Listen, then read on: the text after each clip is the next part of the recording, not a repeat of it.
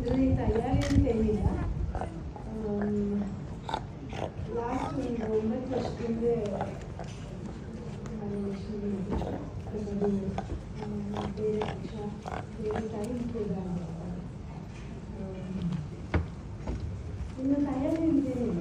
ನಾನು ಶಿವಮೊಗ್ಗಕ್ಕೆ ಹೋಗ್ತಾ ಇದ್ದೀನಿ, ಡೊನೇಷನ್ಸ್ ಮದುವೆಗಳು ಹೋಗಿದ್ದೀನಿ, ಆಮೇಲೆ ಬಂಗಾರ ಧಾಮ ಅಲ್ಲಿಗೂ ಹೋಗ್ತಾ ಇರ್ತೀನಿ. ತಯಾರಿ ಅಂತೇನಿಲ್ಲ, ಎಲ್ಲ ಯಾರೂ ಹೊಸಬ್ರಿಲ್ಲ ಅಲ್ಲಿ ಗೊತ್ತಿರೋದಿಲ್ಲ.